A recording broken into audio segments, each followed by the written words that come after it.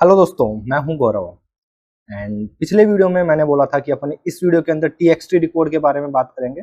But उससे पहले मेरे को कुछ और चीज जो आप लोगों को बतानी है। सबसे पहले यहाँ पे सी नेम जो रिकॉर्ड है, मैं उसकी एक लिमिटेशंस आपको बताना चाहूंगा।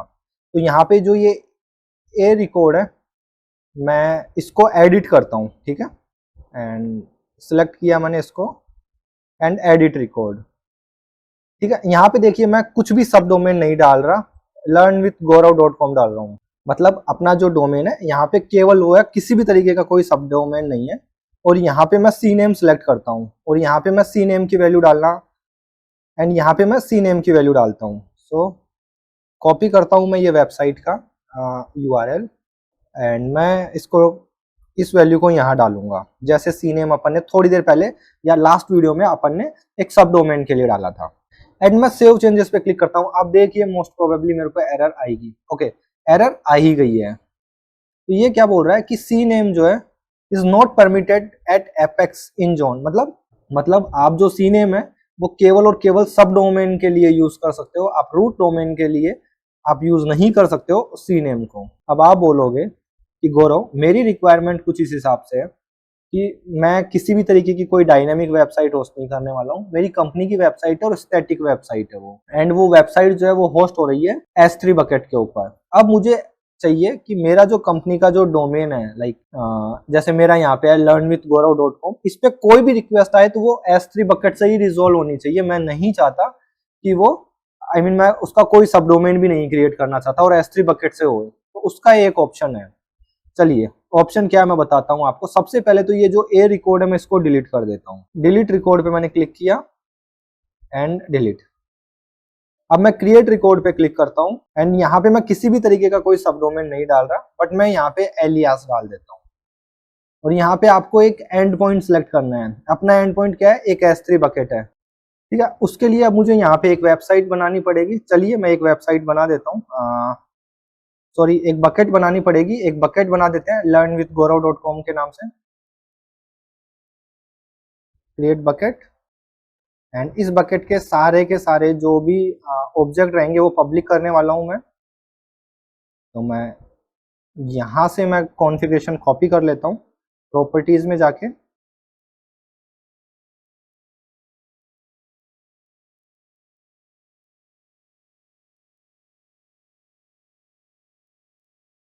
एंड इस बकेट के अंदर मैं डाल देता हूं अपना कंटेंट। एंड अभी स्टैटिक वेबसाइट इनेबल कर देता हूं इस बकेट के लिए। ये सारी चीज वो है जो मैं आपको पहले बता चुका हूं, इसलिए मैं इसको फास्ट कर रहा हूं। इनेबल।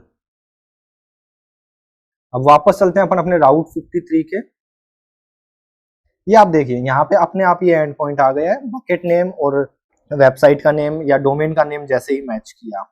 एंड यहाँ पे अब आप सिंपल सा क्रिएट कर दो, क्रिएट रिकॉर्ड। तो अभी आपने एक क्या किया है, आपने एक बकेट बनाई और जो बकेट थी वो आपके रूट डोमेन मतलब learnwithgaurav.com के नाम से आपने वो बकेट बनाई है।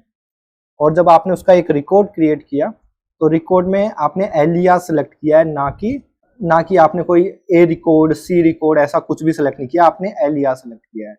सो एलियास बेसिकली क्या है, इससे आप पॉइंट कर सकते हो AWS के रिसोर्सेज को। मैं आपको एक और एलियास बताना चाहूंगा वापस बना के, लाइक मी मैंने यहाँ पे सिलेक्ट किया एंड यहाँ पे मैं जाता हूँ एंड मैंने एलियास ओपन किया।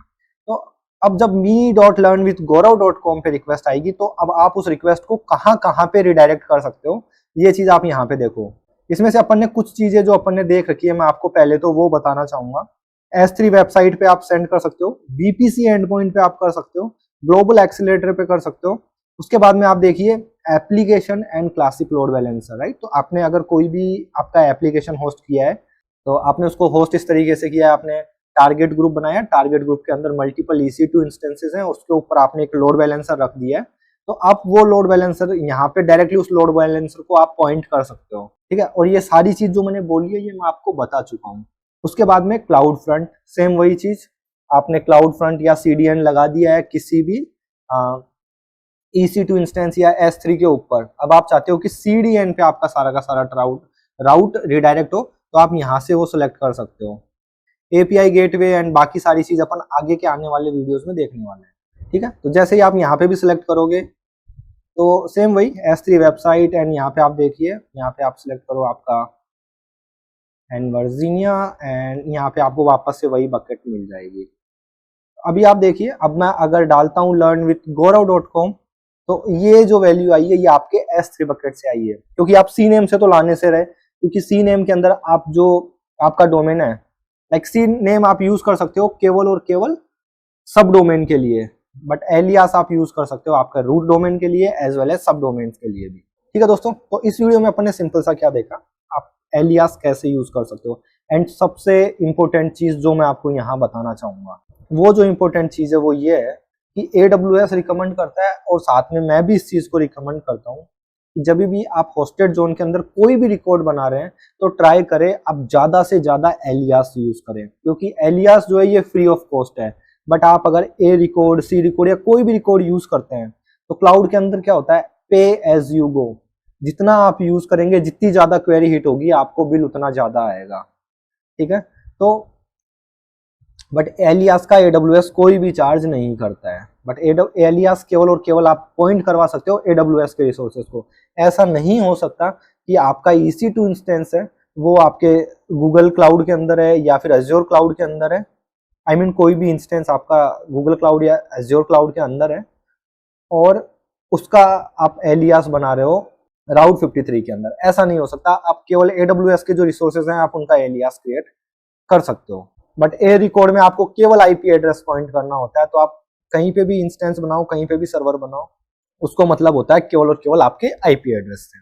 ठीक है दोस्तों, तो ये चीज ध्यान रखना, ट्राई करना आप ज्यादा से ज्यादा एलियास यूज करें। एंड वन मोर थिंग, अगर आप यहाँ पे देखोगे होस्टेड जोन के अंदर अपन यहाँ पे जाते हैं एंड क्रिएट रिकॉर्ड पे क्लिक करने का ट्राई करते हैं। यहाँ पे मैं बनाता हूँ me.learnwithgaurav.com, एंड यहाँ पे मैं अगर एलियास सिलेक्ट भी करता हूँ तो आप यहाँ पे देखो आपको EC2 इंस्टेंस का ऑप्शन ही नहीं मिलेगा।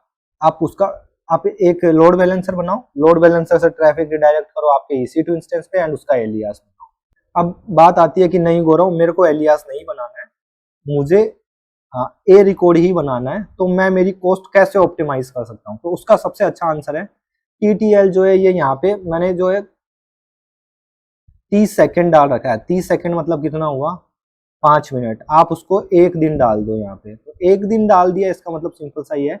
एंड क्वेरी आएगी, और क्वेरी जब आई तो अब जब आपका यूजर है उसके पास वो एक दिन के लिए वो IP एड्रेस उसके कैशे में चला गया।